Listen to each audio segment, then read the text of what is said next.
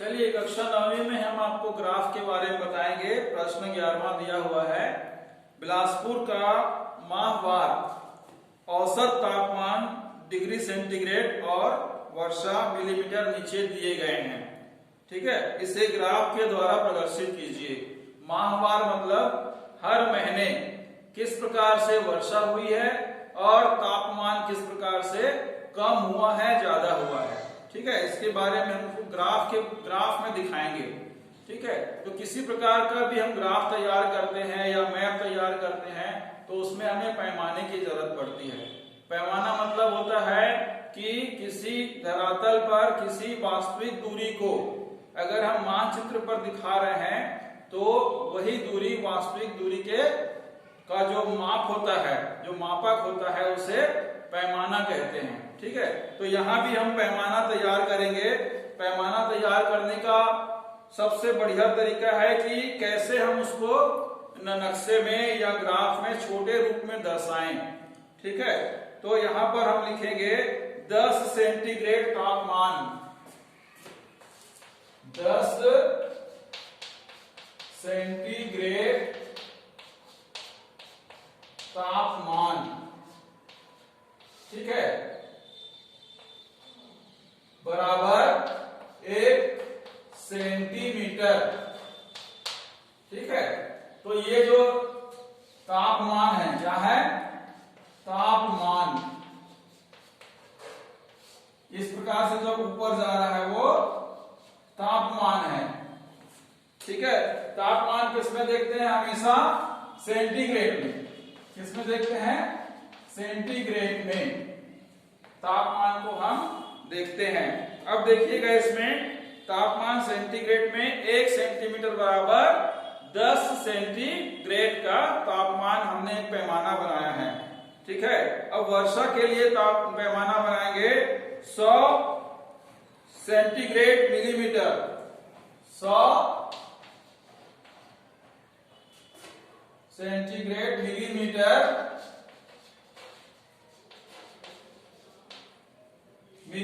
बराबर 1 centimetre graph. इस प्रकार से हम क्या बनाते हैं?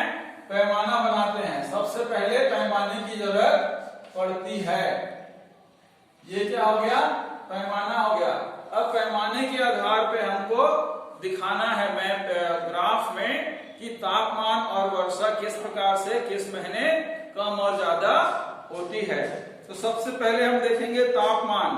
तापमान इस तरफ है, तो तापमान तो कैसे देखेंगे?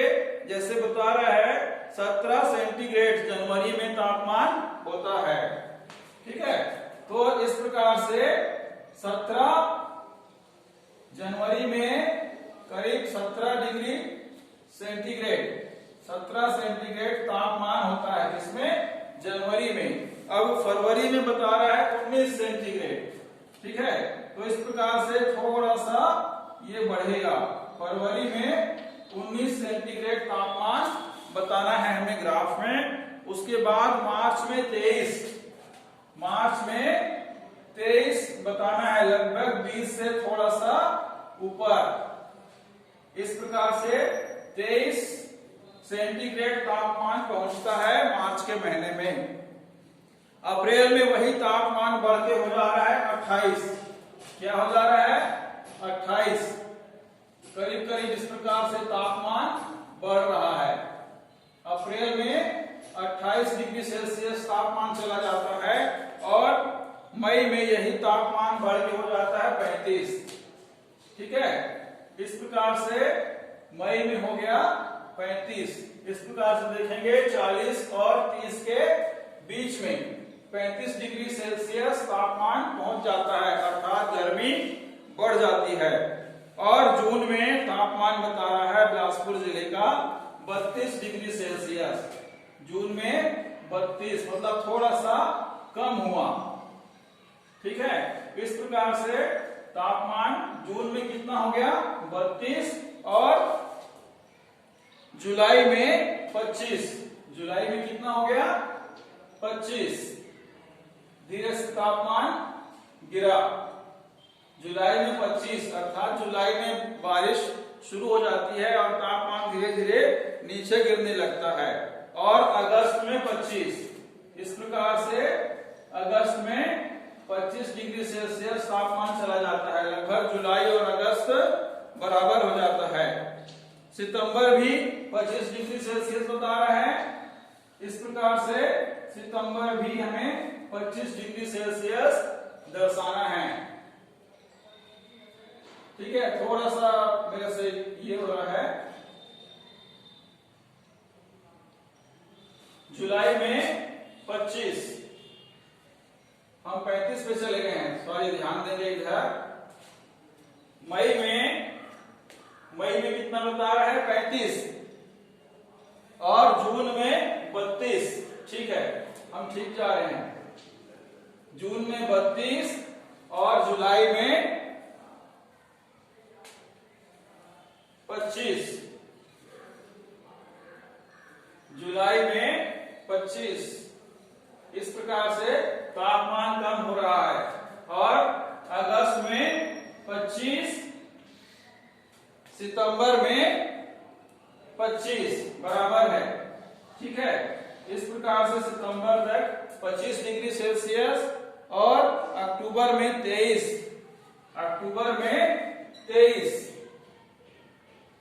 इस प्रकार से तापमान 2 डिग्री कम हुआ। और ये नवंबर में जाके कितना हो गया? 19 डिग्री सेल्सियस।